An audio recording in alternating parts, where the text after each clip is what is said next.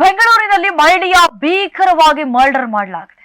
ಮಹಿಳೆಯನ್ನ ಕೊಲೆಗೈದು ಮೂಟೆ ಕಟ್ಟಿ ಕಸದ ಲಾರಿಯಲ್ಲಿಟ್ಟು ಪರಾರಿಯಾಗಿದ್ದಾರೆ. ಚನ್ನಮನಕೆರೆ ಠಾಣಾ ವ್ಯಾಪ್ತಿಯ ಸ್ಕೇಟಿಂಗ್ ಗ್ರೌಂಡ್ ಏನಿದೆಯಲ್ಲ, ಆ ಗ್ರೌಂಡ್ ಬಳಿ ನಡೆದಿರುವಂತಹ ಘಟನೆ. ನಿನ್ನೆ ತಡರಾತ್ರಿ ಆಟೋದಲ್ಲಿ ಮಹಿಳೆ ಶವವನ್ನ ದುಷ್ಕರ್ಮಿಗಳು ತಂದಿದ್ರಂತೆ. ಶವವನ್ನ ಮೈದಾನದ ಬಳಿ ನಿಲ್ಲಿಸಿದಂತಹ ಕಸದ ಲಾರಿಯಲ್ಲಿಟ್ಟು ದುಷ್ಕರ್ಮಿಗಳು ಪರಾರಿಯಾಗಿದ್ದಾರೆ.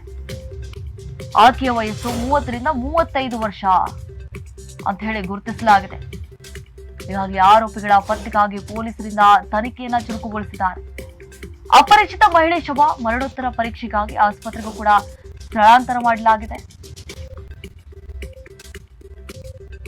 ಹಂತಕರ ಪತ್ತೆಗಾಗಿ ಸಿಸಿಟಿವಿ ದೃಶ್ಯಗಳನ್ನ ಪರಿಶೀಲನೆ ಮಾಡುತ್ತಿದ್ದಾರೆ ಪೊಲೀಸರು.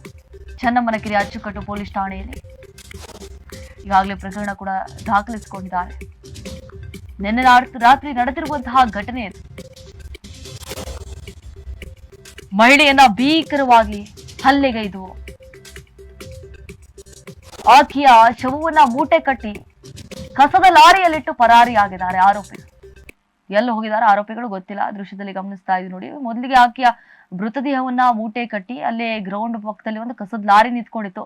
ಆ ಕಸದ ಲಾರಿಯಲ್ಲಿ ಬಿಸಾಡಿ ಹೋಗ್ಬಿಟ್ಟಿದ್ದಾರೆ. ಬೆಳಗ್ಗೆ ಬಂದು ಕಸದ ಲಾರಿ ಸಿಬ್ಬಂದಿಗಳೇನಿದ್ದಾರೆ ನೋಡಿದಾಗ ಅವ್ರಿಗೆ ಶಾಕ್ ಆಗಿದೆ. ಸೊ ಅದನ್ನ ಕೂಡ ಅವರು ಪೊಲೀಸರಿಗೆ ಒಪ್ಪಿಸಿದ್ದಾರೆ. ಈ ರೀತಿಯಾಗಿ ನಮ್ಮ ಕಸದ ವಾಹನದಲ್ಲಿ ಶವ ಬಿದ್ದಿದೆ, ಆ ಶವ ಯಾರದ್ದು ಏನು ಪರಿಶೀಲನೆ ಮಾಡಬೇಕಾಗಿದೆ ಅಂತ ಹೇಳಿ ಪೊಲೀಸರಿಗೂ ಕೂಡ ಮಾಹಿತಿಯನ್ನ ಕೊಟ್ಟ ನಂತರ ಮಾಹಿತಿಯನ್ನ ಆಧರಿಸಿ ಹೋಗಿ ಪೊಲೀಸರು ಪರಿಶೀಲನೆ ನಡೆಸಿದ್ರು. ನೋಡಿ, ಅವರು ಆಟೋದಲ್ಲಿ ಆ ಮಹಿಳೆ ಶವವನ್ನ ತಂದಿರ್ತಾರೆ ದುಷ್ಕರ್ಮಿಗಳು ಮೂಟೆ ಕಟ್ಟಿ. ಶವವನ್ನ ಮೈದಾನದ ಬಳಿ ನಿಲ್ಲಿಸಿದಂತಹ ಕಸದ ಲಾರಿಯಲ್ಲಿಟ್ಟು ಪರಾರಿಯಾಗಿದ್ರು. ಈಕೆಯ ವಯಸ್ಸು 30ರಿಂದ 35 ವರ್ಷ. ಈಗಾಗಲೇ ಆರೋಪಿಗಳ ಪತ್ತೆಗಾಗಿ ತನಿಖೆಯನ್ನ ಮುಂದುವರಿಸಿದ್ದಾರೆ.